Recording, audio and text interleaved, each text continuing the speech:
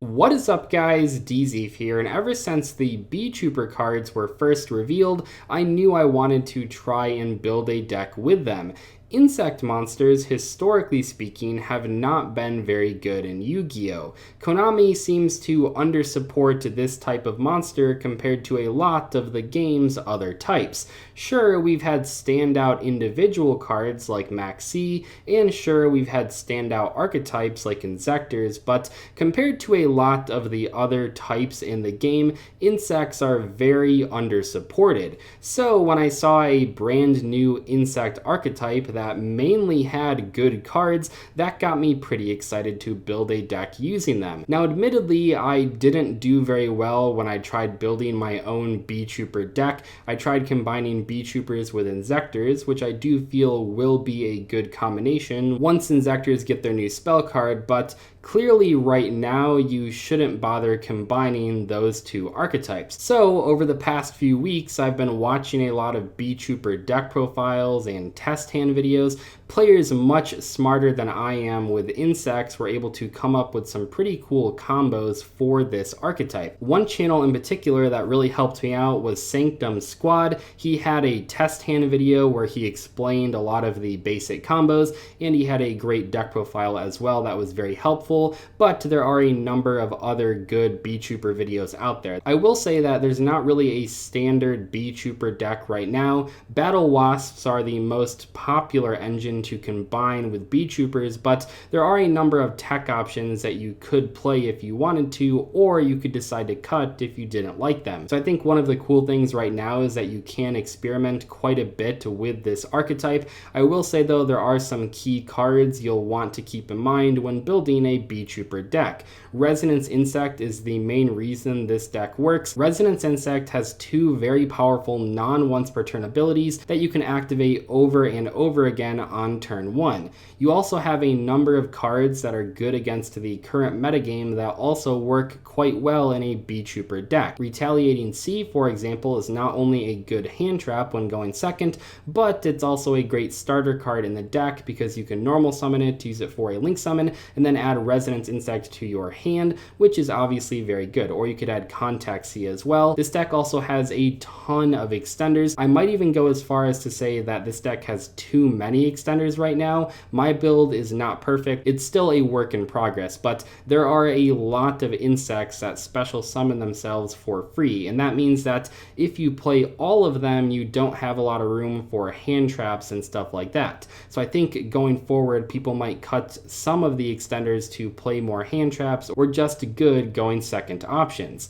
That being said, the deck is not perfect. While it is fairly consistent, it does have some noticeable choke points. If your opponent hand traps your Inzect or Link 2 monster, a lot of the times you have to pass turn, and that's obviously not that good.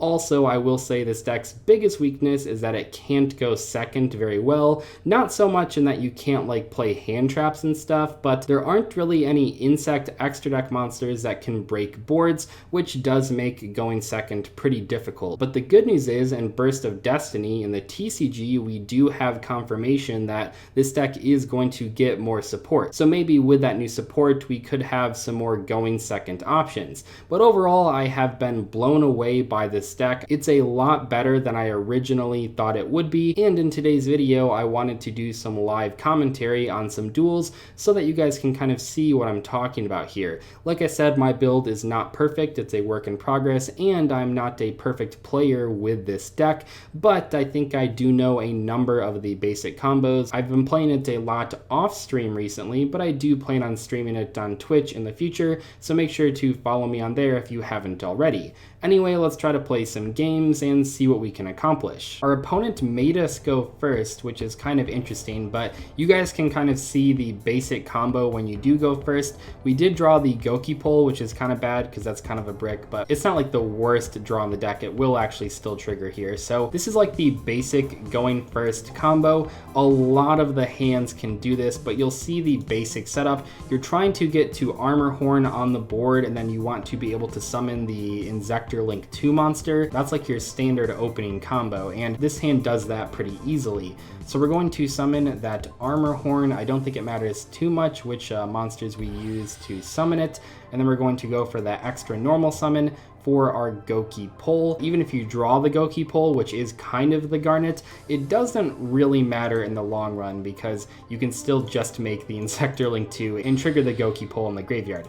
So we'll do the Goki Pole as Chainlink 1 and then the Insector as Chainlink 2, discarding the Primitive Butterfly because we can't really use that when we have a board, and this helps block the Goki Pole from Ash Blossom, or if we used Resonance Insect, it would help block that from Ash Blossom, or Retaliating Sea. There are a number of cards that you can block with the Insector 2, which is pretty great. So we're going to equip our Resonance Insect, of course, which is like the best thing in the deck, and then we're going to add to our hand probably, let's think about this for a moment, I think we're going to go for Retaliating Sea. This is one of the cool things about this deck. Retaliating Sea is very good as a hand trap right now against most of the meta decks, and we get to add it to our hand during our normal combo, which is pretty great. We're going to use the Insector 2 to shuffle back 3 cards and draw 1, which does help a bit because as you can see, the main combo, you do have to discard a card, and that kind of sucks. So that does get back a bit of our card advantage. From here, we're going to summon our Atlas. This is the main setup you're trying to get to. You summon the Atlas, you trigger the Resonance, you add Doom Dozer to your hand. Okay, good. Our opponent didn't have a hand trap. That's very helpful. Like I said, this deck does have a number of choke points. Keep that in mind when you're playing it, and they're kind of unavoidable at this point unless you draw Called by the Grave. So from here, we can go ahead and summon the Doom Dozer, banishing a couple cards. Make sure you banish the Resonance Insect, of course, and then we're going to special summon it. The Resonance Insect is going to send an insect monster to our graveyard. If we didn't draw the Goki Pole earlier, we would probably send that here, but because we drew it, we're going to send our Sting the Poison. This is a great card. We're going to revive it on our opponent's turn. It's going to get a search, and we're going to have a monster negate. So that's kind of a weird thing about this deck. One of your forms of interruption is actually a level 2 effect monster from your main deck. It's not an extra deck monster, so that's kind of weird. But anyway, we're going to use the Atlas effect to tribute the Doom Dozer and special summon our Sting Lancer from the deck, which will then add the counter trap to our hand. Maybe our opponent was waiting to stop this. That's kind of weird. They might have Nibiru. That definitely is a possibility. They probably should have Nibiru'd a lot earlier though if they do have that card. Anyway, we're going to then summon the Armor Horn, banishing everything but the Sting. We want that in the graveyard, as you'll see here when we pass to our opponent. We're going to revive it, which is very powerful. So we're going to summon this card. This is basically like a Selene, like the Link 3 that people use to link climb into Access Code Talker. So it gets 2 counters because we used 2 insects to summon it. And then on our opponent's turn, we can remove a counter to special summon a level 4 or lower insect from our graveyard, which will be the Sting, which is pretty nice. So we're going to set the counter trap and pass turn here. And now on our opponent's draw phase, we can special summon that Sting using this card. I don't know if it's a moth or a butterfly. I think it's a moth. So Sting is great because not only will it have that negation effect by tributing another insect monster, but also adds a follow-up play to our hand in the form of this rapid fire card, which is like a debris dragon. So right now we have a monster negate, a retaliating sea in hand, and another monster negate with the counter trap. So that's a lot of negations for the opponent to deal with. And don't forget that we also have a monster that can't be targeted or destroyed right now. So our opponent has to deal with a lot of cards. They have to push through 3 interruptions, and they have to deal with this because if they don't, I can tribute an insect to special summon a Beetrooper, and they have to deal with this because if they don't, I can revive the Sting on my next turn as well. He's going to go for a Fur Hire monster. Fur Hires are known for not really having a lot of extenders, so I'm actually going to just do this, and I think in most cases this will force him to pass turn.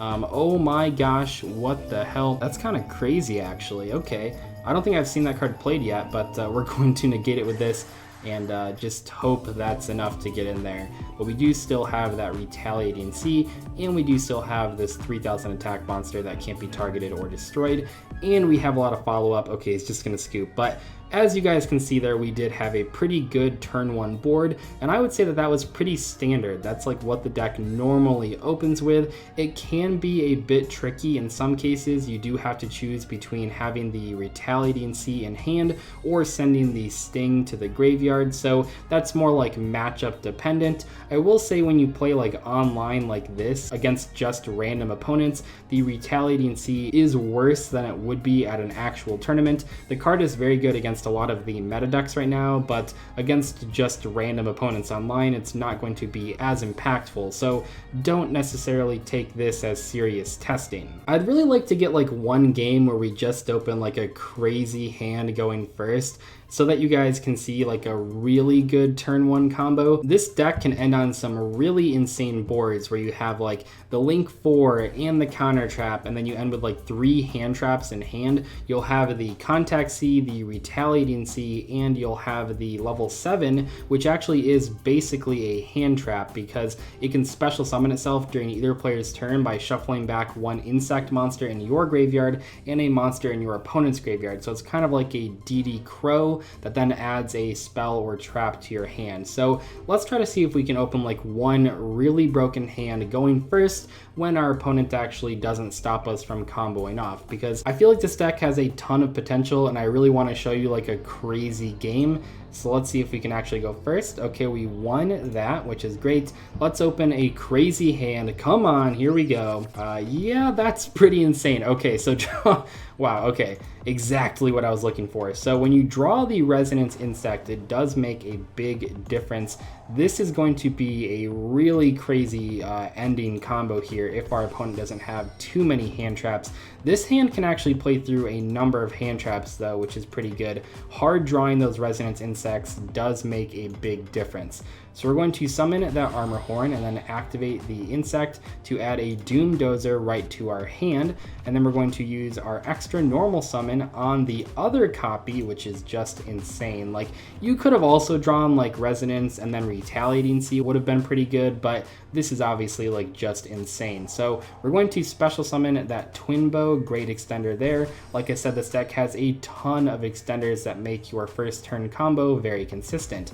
From there, we're going to use our Inzektor Link 2 to chain block the Resonance to make sure our opponent does not stop it with Ash, which is obviously very good. Discard that Sting Lancer, equip a Resonance to the Armor Horn, and then we're going to get a draw as well, so that's pretty nice.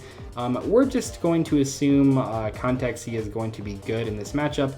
Against most meta decks, it is a great card, but against random opponents, you don't always know, but we're going to assume it's going to be at least pretty good. Even against a lot of rogue decks, it is still a pretty great card. We're going to get this free draw, like I said, shuffling back not the Resonance Insects, I would not advise that, but just getting a free draw is pretty good, and it recycles a couple cards.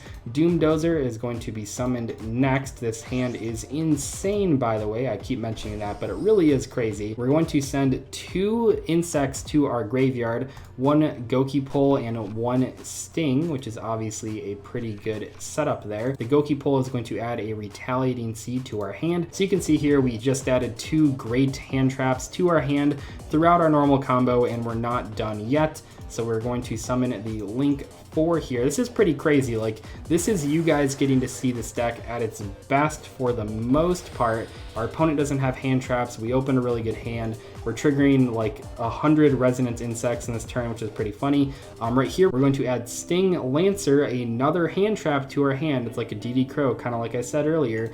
And then we're going to use our Armor Horn effect, banishing the Resonance Insect and then the Goki Pole and the Inzektor to bring it back to the board. That'll trigger the Resonance Insect again. Right here, we can get rid of pretty much whatever we want, probably just a card we don't want to draw. I would say at this point, Primitive Butterfly is the worst card to draw because we can't really make use of it.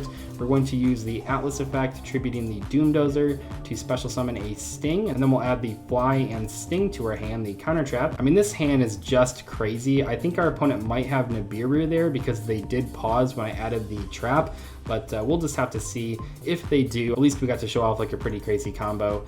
So we're going to summon this. It'll get 2 counters. Obviously, that's very good. I think we are getting Nibiru, by the way.